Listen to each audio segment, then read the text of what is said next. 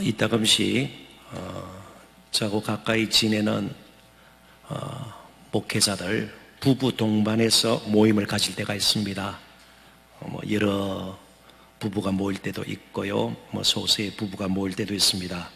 그런데 그렇게 모일 때마다 동료 목사님들이 제 아내를 너무너무 좋아해요. 이 큰일 났죠? 제 아내를 너무너무 좋아합니다. 그래서 분위기가 너무 밝아지고, 화기애애지고, 너무 좋다는 거예요. 너무 좋다는 겁니다. 다른 뜻은 없는 것이죠.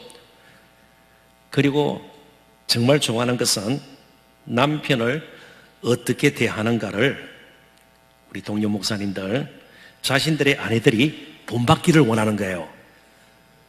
한번 봐요. 그러면서 자신의 아내에게 이렇게, 그러면 아마 사모님들은 제 아내를 싫어할 가능성이 있겠네요. 제가 생각지 못했던 큰 고민거리입니다. 근데 사실 가장 가련한 남편은 자신의 아내로부터 업심여김을 당하는 것이에요. 그것처럼 비참한 남자가 없습니다, 세상에. 조금 직장 상사로부터 혹은 또 그랬죠, 사람으로부터 조금 어려움을 당하고 좀 수치스러운 그런 상황에 맞닥뜨린다 할지라도 아내가 존경을 못하고 신뢰하지 못하고 사랑하지 못한다면 이것처럼 더 초라하고 비참한 그런 남편이 어디 있겠습니까? 오늘 본문에 보면 다윗이 자신의 아내 미갈로부터 업심여김을 당했다고 기록을 하고 있습니다. 우리 본문을 다시 한번 같이 읽어볼까요? 16절입니다. 여호와의 개가 다윗 성으로 들어올 때에 사울의 딸 미갈이 참으로 내다보다가 다윗 왕이 요 앞에 뛰놀며 춤추는 것을 보고 심중에 그를 업심여기니라. 말 그대로 업심여겼습니다. 춤추는 것을 보고 뛰노는 것을 보고 좀 알몸이 조금 전체는 아니겠지만 부분적으로 드러나는지 모르겠습니다. 왕의 채통을 지키지 못했다. 이제 이어지는 말씀을 보면 그런 것을 알 수가 있습니다. 그러니까 미갈의 눈에는 남편이 보였고 뭐가 보이지 않았을까요? 들어오는 괴가 보이지 않았습니다. 괴. 이 사무엘하 6장에 보면 괴라는 말이 13번 반복 사용됩니다. 그러니까 괴가 굉장히 중요한 핵심적인 그런 주제임을 알 수가 있죠. 여기 말하는 괴는 사각괴짝 같은 것을 의미하지 않습니다. 여러분 능히 짐작하시겠지만 법괴 혹은 언약괴를 의미합니다. 그리고 이 법궤와 언약궤는 하나님 임재의 상징입니다. 하나님이 우리와 함께 하신다는 것을 가시적으로 보여주는 것이 언약궤 내지는 법궤입니다. 그래서 광야 생활 가운데 아무도 없는 광야 가운데 그래도 하나님은 함께 계신다, 행진 중에도 함께 계신다, 동행하시는 분이시다, 그것을 보여주기 위해서 이스라엘 12지파가 언약궤를 중심으로 세 지파씩 동서남북에서 진을 치고 행진을 했습니다. 그래서 항상 이스라엘의 중심에는 뭐가 있었다고요? 언약궤, 법궤가 있었던 것입니다. 그런데 이 언약궤를, 법궤를 블레셋 사람 손에 빼앗겼다가 지금 그 빼앗겼던 언약궤가 드디어 가드 사람 오벳 에돔의 집에서 3개월 있다가 들어오게 되는 겁니다. 시간 관계상 그 이전에 배경은 제가 생략하도록 하겠습니다. 아무튼 이 언약궤 법궤가 다윗성 예루살렘 성으로 들어오게 되는 겁니다. 그러니까 다윗은 무엇을 보았습니까? 자신의 모습을 본 것도 아니에요. 백성들의 반응이 무엇일까? 혹시 나의 이렇게 뛰놀고 춤추는 것에 대해서 백성들이 어떤 그런 반응을 보일까? 왕으로서의 그런 체면 혹은 채통, 이것에 대해서 뭐라고 말하지는 않을까? 그 생각할 겨를이 없었습니다. 언약궤가 다윗성으로 들어오는 것, 이것 자체가 그로 하여금 뛰놀고 춤추게 했던 그런 동기가 되는 것입니다. 기쁨을 감출 수가 없었습니다. 사실 15절에 보면 다윗과 온 이스라엘 자손이 즐거이 환호하며 나팔을 불고 여호와의 궤를 메어오니라. 그러니까 이스라엘 백성들도 너무너무 기뻐하고 환호하고 있었습니다. 근데 단 한 사람인 이 미갈은 왕궁에 있었고 궤가 들어오는 것을 그렇게 중요하게 생각하지 않았습니다. 자, 지금부터 조금 따져봐야 합니다. 자, 오늘 본문에 보면 여호와의 궤가 다윗성으로 들어올 때에 다윗의 아내 미갈, 이래야 정상적이죠. 다윗은 왕이고 미갈은 그러면 뭐예요? 왕비죠. 그리고 누구의 딸이었습니까? 사울의 땅이었는데 지금 신분은요, 다윗의 아내, 그래야 되죠. 근데 사울은 그의 아버지였습니다. 죽었습니다. 그러니까 살아있는 왕의 아내, 이렇게 해야 되잖아요. 근데 사울의 딸 미갈이 16절에 그렇게 오늘 본문에 나와 있지 않습니까? 20절에 보면 또 사울의 딸 미갈이, 23절에 그러므로 사울의 딸 미갈이, 사울의 딸 미갈을 설명하면서 사울의 딸로 표현하고 있습니다. 뭔가 이상하지 않아요? 뭔가 이상하죠? 다윗의 아내 혹은 또 이스라엘의 왕비, 그렇게 해야 되잖아요. 근데 사울의 딸, 죽은 사울의 딸, 그러니까 틀림없이 사무엘하를 기록한 그런 기자는, 이것을 기록한 사람은 뭔가 전하고자 하는 마음이 있었을 것입니다. 아직 미갈 가운데 사울의 스피릿이 담겨 있는 것처럼 묘사하고 싶었던 거예요. 사울의 그 무엇이 담겨 있는 것처럼, 바로 미갈에게 담겨 있는 것처럼 그렇게 표현하고 싶었던 것입니다. 근데 이 미갈이라는 사울의 딸, 다윗의 아내의 이름 뜻은 누가 하나님과 같은 이인가? 누가 하나님과 같으랴? 미카엘, 에는 하나님이라는 뜻이에요. 누가 하나님과 같은가? 이름은 그렇게 지어졌지만 하나님에 대해서는 관심이 없었습니다. 전혀 관심이 없었습니다. 자신의 왕족 혈통, 사울이 망한 것은 하나님 나라가 세워지는 것보다 자신의 왕국이 세워지는 것에 더 관심을 두었기 때문입니다. 그 스피릿이, 그 정신이 지금 바로 미갈에게도 남아있는 겁니다. 미갈의 관심은요, 저런 목자, 양이나 치던 사람이 왕이 되니까 역시 저런 모습밖에 못 보이는구나, 마음속에 그게 있었던 겁니다. 그래서 업신여겼더라. 그러니까 사람에게 잘 보여야죠. 왕답게 보여야죠.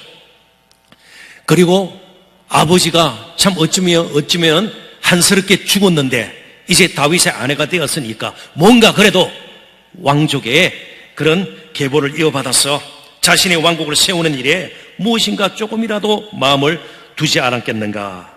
그러나 다윗의 관심은요, 자신의 왕위도 아니었습니다. 그에게는 궤만 보였습니다. 궤가 그렇게 중요합니까? 김지창 교수의 말을, 총진신학대학원 구약학 교수죠. 김지창 교수의 말을 제가 직접 인용을 하겠습니다. 이스라엘 국경선에서 오랫동안 머물러 있던 법궤가 돌아온 것은 여호와께서 이스라엘이 삶의 중앙에 자신을 위치시킬 준비가 되었음을 드러낸다. 그러니까 궤가 들어온다는 것은요, 다윗이 이제부터는 나와 이스라엘의 삶의 역사의 중심이 하나님이시다. 그것이 너무 기뻐서 그게 관심을 두고 춤을 추고 뛰놀 수밖에 없었던 것입니다. 20절 읽어봅니다. 다윗이 자기의 가족에게 축복하러 돌아오매 사울의 딸 미갈이 나와서 다윗을 맞으며 이르시되 이스라엘 왕이 오늘 어떻게 영화로우신지 비꼬는 말이에요.